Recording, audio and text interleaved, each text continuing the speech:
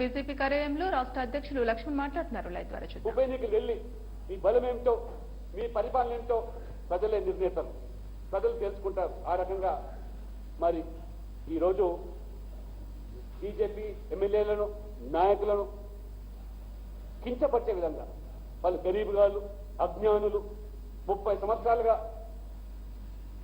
ఒక సిద్ధాంతాన్ని కట్టుబడి పనిచేస్తూ ఎటువంటి ప్రలోభాలకు లొంగకుండా ఎన్నికల్లో గెలిచినా ఓడినా సమాజం కోసం పనిచేసేటువంటి కార్యకర్తలుగా మేము పనిచేస్తూ ఉంటే నిజంగానే మేము గరీబుగాళ్ళు కావచ్చు, మేము పెద్ద పెద్ద బంగ్లాల్లో ఫామ్ హౌస్లో లేకుండా ఉండిపోవచ్చు, మేము ఆస్తులు సంపాదించకపోవచ్చు, కానీ ప్రజల మనసులు దోచుకున్న వ్యక్తులుగా మేము నమ్మిన సిద్ధాంతాన్ని కట్టుబడి ఏ పార్టీలో పనిచేస్తున్నాం ఆ పార్టీలో కొనసాగుతున్న వ్యక్తులుగా మేము గర్వపడుతున్నాం. మీరు ఏంటో ఆ గొడుగు పట్టి ఏ ప్రభుత్వం ఆ ప్రభుత్వం అధికారులకు వస్తే మీరు అద్వానీ గురించి మాట్లాడారు.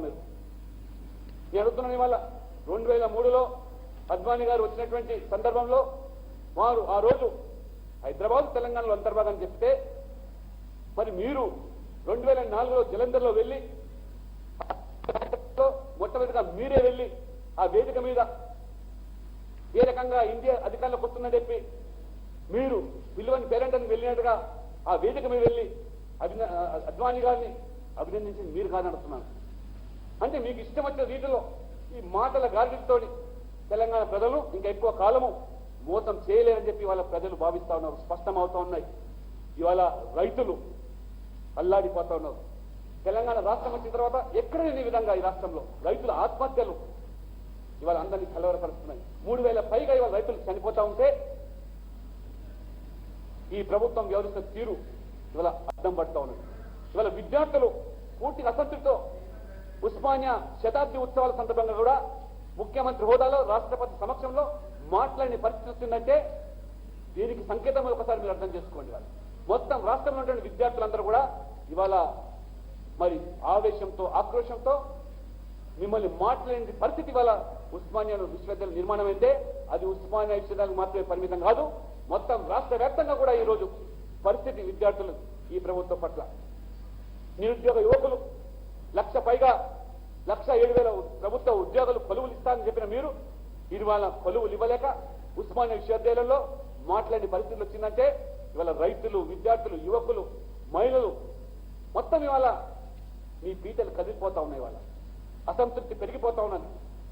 అందుకని దాన్ని జీర్ణించుకోలేక ఇవాళ ఒక పార్టీ అధినేతగా మా పార్టీ విస్తరణ కోసం తెలంగాణలో పర్యటిస్తూ ఉంటే మీరు ఎందుకంత భద్రతా భావం, ఎందుకంత అక్కస్సు, ఏమిటి ఆ భాష, ఏమిటి ఆ పదజాలం? ఇవాళ అమిత్ షా గారు మీరు మాట్లాడిన తర్వాత కూడా నిన్న ఎంత ఉందాగా నేను తెలంగాణకు ఇస్తున్నది మేము సహాయం కాదు మా బాధ్యతగా ఇస్తున్నామని చెప్పారు తప్పితే ఏదో మేము 50,000 కోట్లు కేంద్రానికి ఇస్తున్నామని కేంద్రం మాకు ఇచ్చేది ఏమిటంటే ఇది మీ డబ్బులు కాదు, మా డబ్బులు కాదు, ప్రజలు కడుతున్న పన్నుల ద్వారా వచ్చే డబ్బును ఏ రకంగా రాజ్యాంగబద్ధంగా ఇవాళ కేంద్రం ఉదారంగా అన్ని రాష్ట్రాలను ఆదుకుంటా ఉన్నారు. ఇవాళ రాజ్యాంగం చాలా స్పష్టం చేసింది.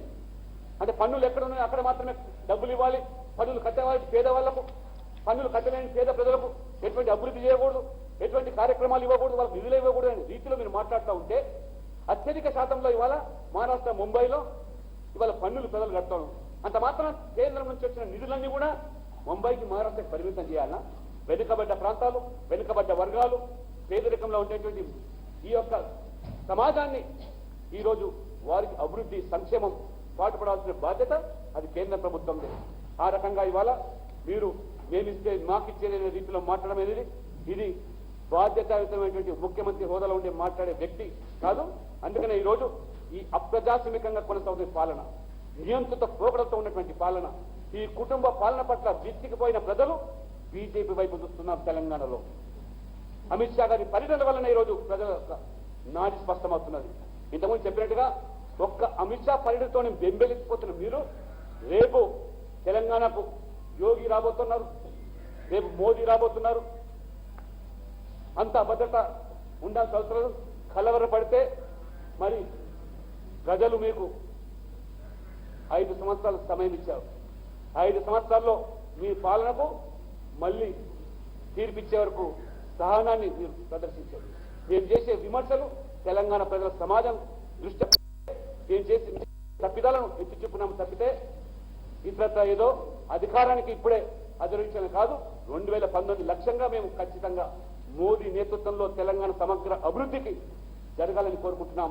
ఏ తరాలో మిగతా రాష్ట్రాల అభివృద్ధి జరుగుతుందో అదే తరాలో ఒక తెలంగాణ అభివృద్ధికి నోచుకోవాలని ఇవాళ మేము భావిస్తున్నాం. తప్పితే నల్గొండల ఫ్లోరైడ్ సమస్య, అక్కడ ఉన్నటువంటి కెమికల్ రసాయన కంపెనీల సమస్య, సాగునీరు లేక మరుగుదొడ్డు లేకుండా ఉన్నటువంటి ప్రజలు అది నల్గొండకే పరిమితం కాదు, తెలంగాణ వ్యాప్తంగా కూడా ఇది మొత్తం అద్దం పడుతుంది. కాబట్టి ఇప్పటికీ మరి ఈరోజు మా అధ్యక్షులు చేసినటువంటి ఏదైతే మరి ఈ యొక్క ప్రసంగం ఉందో దానికి భారతీయ జనతా పార్టీ పూర్తిగా కట్టుబడి ఉంది. వారు చెప్పిన ప్రతి మాట వ్యాఖ్య అక్షరాలు అని చెప్పి కూడా నేను స్పష్టంగా చెప్తా ఉన్నాను.